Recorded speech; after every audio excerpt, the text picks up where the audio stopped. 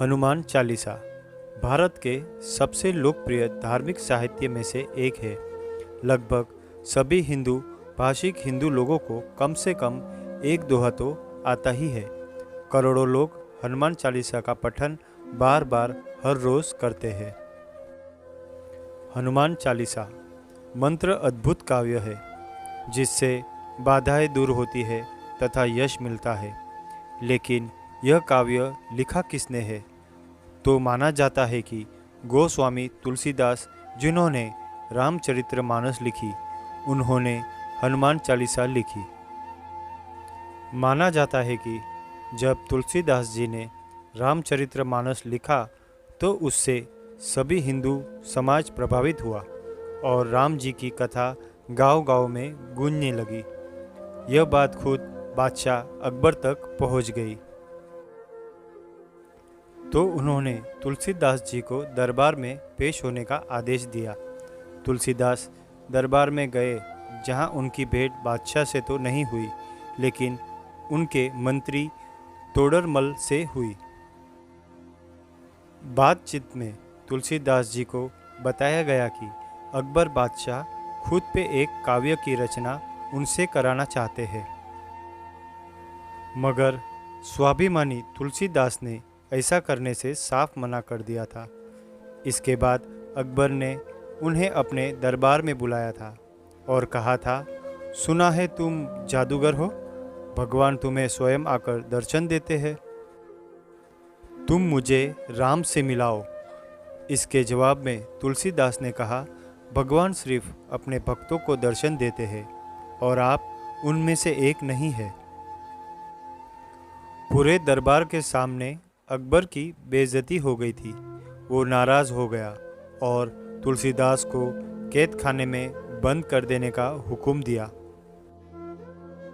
Fatehpur jail में तुलसीदास कैद हुए तो श्री राम और हनुमान जी की भक्ति में लीन हो गए। उन्होंने हनुमान जी पर आधारित चौपाई की रचना शुरू कर दी। यह अवधी भाषा में लिखी गई। तुलसीदास करीब 40 दिन तक अकबर की कैद में रहे।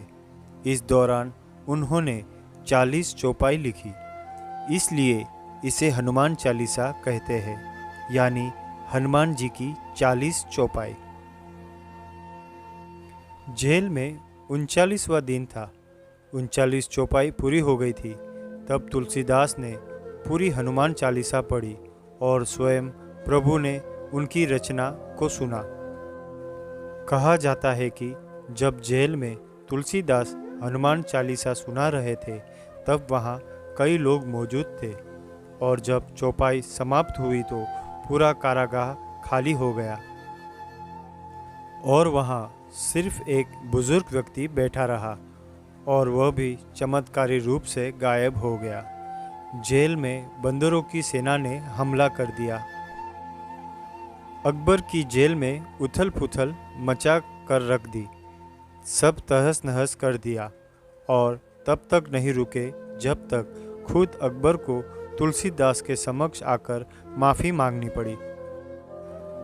अकबर समझ गया कि श्री राम और हनुमान जी की भक्ति में जो शक्ति है वो किसी मुगलिया सुल्तान के पास नहीं हो सकती। इसके बाद 40वें दिन तुलसीदास को जेल से रिहा कर दिया गया।